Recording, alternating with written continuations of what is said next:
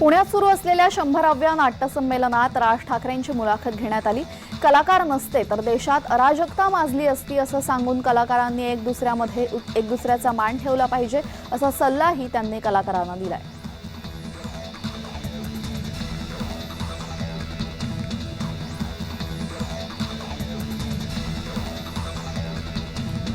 विधानसभा अध्यक्ष राहुल नार्वेकर आणि मुख्यमंत्र्यांमध्ये गुप्त बैठक झाली। आमदार अपात्रतेसंदर्भात बैठकीत चर्चा झाल्याची शक्यता वर्तवण्यात येत असून कोर्टाने नार्वेकरांना 10 जानेवारीपर्यंत निकालासाठी मुदत दिली आहे।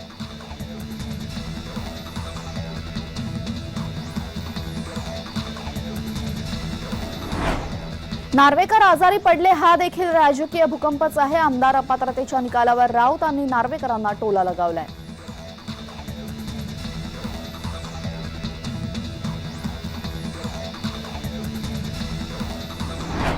आव्हाड बेशुद्ध अवस्थेत बडबडले असावेत अशी टीका धनंजय मुंडे यांनी आव्हाडांवर केलेली आहे। प्रभू रामचंद्र यांच्याबद्दल बोलताना जितेंद्र आव्हाड कशा अवस्थेत होते हे पाहावं लागेल, तसेच शब्द माघारी घेतानाही ते कुठल्या अवस्थेत होते हेही पाहिले पाहिजे असं मुंडे म्हणाले।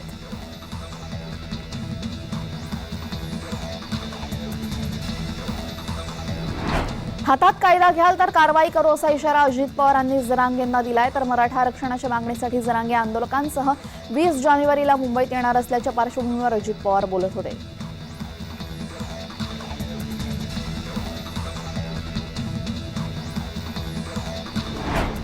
मुंबईतील मराठा आंदोलनादरम्यान सरकारने कारवाई केल्यास आम्ही शांततेत उत्तर देऊ असं मनोज जरांगे यांनी अजित पवारांच्या इशाऱ्यावर उत्तर दिले।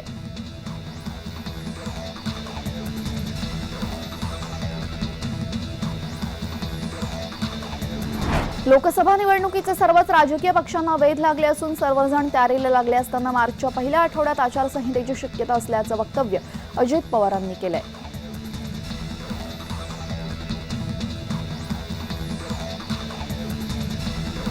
ईव्हीएम संदर्भात संपूर्ण देशात संशयाचं वातावरण असून भाजपाकडून ईव्हीएम संदर्भात फक्त ढोल वाढवायचं काम सुरू आहे। त्यामुळे येणारी निवडणूक सरकारने बॅलेट पेपरवर घ्यावी असं वक्तव्य संजय राऊतांनी केलेलं आहे।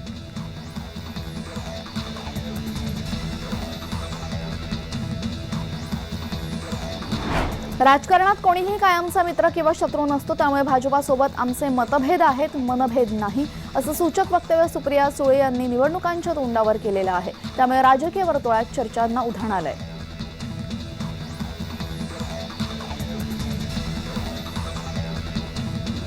अजित पवारांच्या कामाची शैली मुख्यमंत्र्यांनी घेतली असून शिंदेही सकाळी लवकर उठून कामाला लागतात असा टोला सुप्रिया सुळे यांनी शिंदेंना लगावलाय। मात्र यामध्ये सुप्रियांनी अजित पवारांचं कौतुक केल्याचं समोर आले।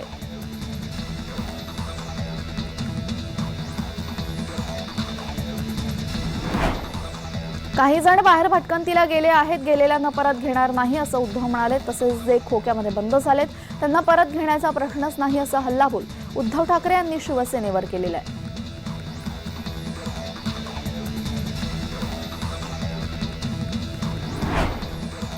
बीडसह मराठवाड्यातील कार्यकर्त्यांनी मातोश्रीवर उद्धव गटात पक्षप्रवेश केला। उद्धव यांच्या उपस्थितीमध्ये हा पक्षप्रवेश करण्यात आला। यावेळेस अभिनेता किरण माने यांनी सुद्धा उद्धव गटात प्रवेश केला।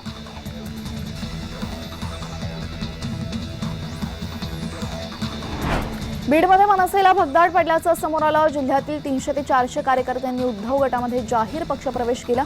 मनसे उपविभाग प्रमुख निलेश जंगम यांनीही उद्धव गटात प्रवेश केलाय।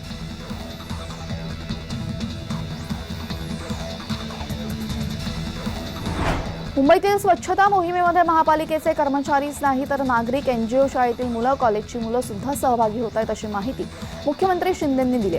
अनेक वर्षांची घाण आपण साफ करतोय, तेही डीपमध्ये जाऊन, म्हणून त्याला डीप ड्राय असं नाव ठेवण्यात आलेलं आहे असं खोचक टोलाही मुख्यमंत्र्यांनी नाव न घेता विरोधकांना लगावलाय।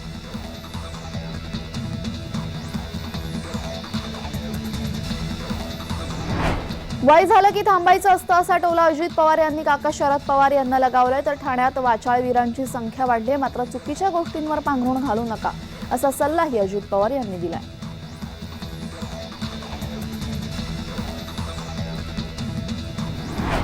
जळगाव रावेरची जागा राष्ट्रवादीला मिळाली तर आपणच उमेदवार असू असं वक्तव्य एकनाथ खडसे यांनी केले। मंत्री गिरीश महाजन यांनी पळ न काढता लोकसभा निवडणूकच लढवावी असं खुलं आव्हान आमदार एकनाथ खडसे यांनी महाजनांना दिले।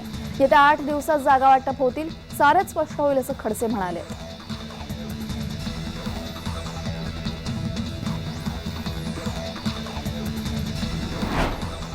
मी आमदार आहे आणि आमदार म्हणूनच राहील, मला जास्त सत्तेची हाव नाही, असा टोला गिरीश महाजन यांनी खडसेंना लगावलाय. माझी चर्चा तुम्हीच त्या ठिकाणी केली आहे असं सांगून पक्ष जो आदेश देईल ते काम करेल असं ते म्हणाले.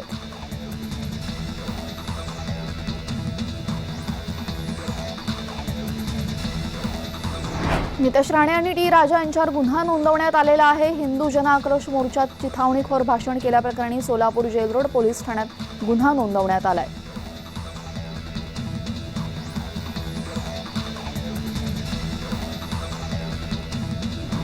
मोहोळ हिंदुत्ववादी म्हणून त्यांची हत्या झाली आहे. शरद मोहोळला परत पाठवा म्हणून देवाकडे प्रार्थना. भाजपाच्या आमदाराकडून शरद मोहोळचं उदात्तीकरण करण्यात आलेलं आहे.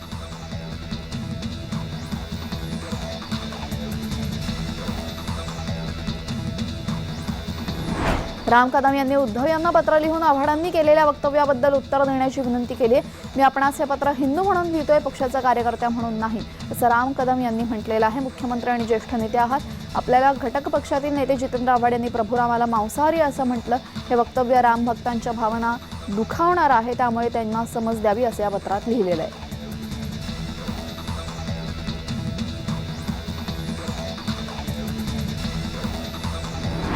सुरुवातीला दडपशाही फक्त दिल्लीतच वाटायची, परंतु ती आता महाराष्ट्रातही वाटू लागलेली आहे, अशी टीका सुप्रिया सुळे यांनी केली आहे. राज्यात आपत्कालीन परिस्थिती नसतानाही निवडणुका होत नसल्याचं सांगून पुण्यात 162 नगरसेवकांचं काम एकच व्यक्ती करतोय असं ते म्हणाले.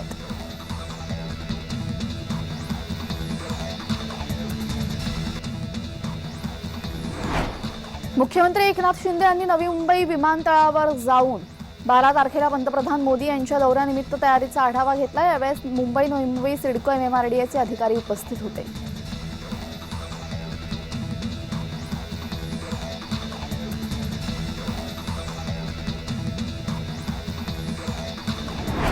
कोल्हापुरात 28 जानेवारीला शिवसेनेचे राष्ट्रीय अधिवेशन आयोजित करण्यात आले. अधिवेशनाच्या तयारीसाठी क्षीरसागर यांच्या नेतृत्वाखाली बैठक होणार आहे. मुख्यमंत्री एकनाथ शिंदे यांच्या उपस्थितीमध्ये अधिवेशन होणार आहे.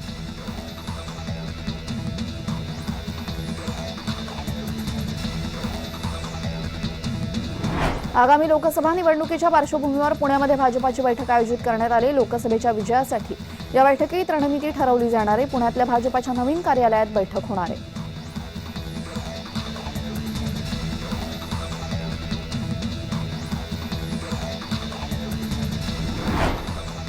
सोलापूरमध्ये हिंदू जन आक्रोश मोर्चावर दगडफेक झाली. 15 जणांवर गुन्हे दाखल करण्यात आले असून 2 जणांना पोलिसांनी ताब्यात घेतले. आमदार नितेश राणे यांच्या नेतृत्वाखाली हा मोर्चा काढण्यात आला होता. वक्फ बोर्ड रद्द करण्यात यावं यासाठी हा मोर्चा काढण्यात आलेला.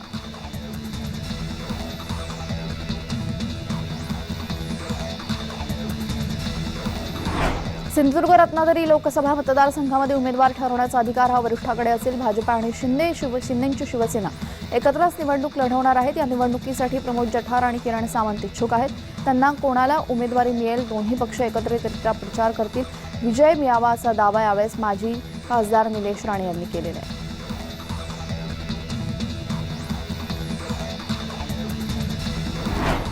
भाजपाचे माजी खासदार निलेश राणे यांनी खासदारकीवरचा दावा सोडला. ते कुडाळ मालवण विधानसभा मतदारसंघात इच्छुक असल्याने ही भाजपाची खासदारकीची जागा रिक्त आहे. त्यामुळे शिवसेनेचे किरण सावंत यांचा सिंधुदुर्ग रत्नागिरी लोकसभा मतदारसंघावरचा दावा योग्य आहे असं दीपक केसरकर म्हणाले.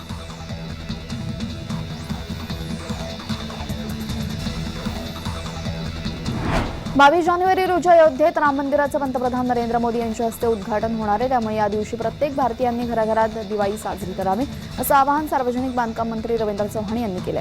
सिंधुदुर्ग जिल्ह्यातही प्रत्येक मंदिरात धार्मिक कार्यक्रमात विद्युत रोषणाई आणि फटाक्यांची आतिषबाजी तसेच घरासमोर रांगोळी आणि रोषणाई करावी असं आवाहन चव्हाण यांनी जनतेला केलेलं आहे.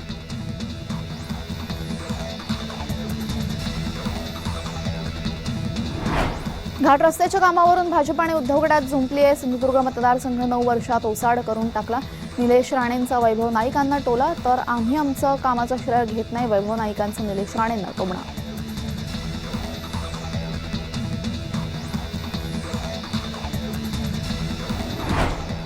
निधी आणणे आणि लॉनवर बसणे यात फरक आहे अशी टीका राऊतांनी मुख्यमंत्र्यांवर केली. मुंबई पालिकेची 90,000 कोटींची तिजोरी कोणी रिकामी केली असा प्रश्न विचारून मुंबईसह राज्यातील 14 महापालिकांना महापौर नाही त्यांना पराभवाची भीती वाटते, त्यामुळे निवडणुका घेत नसल्याचं राऊत म्हणाले.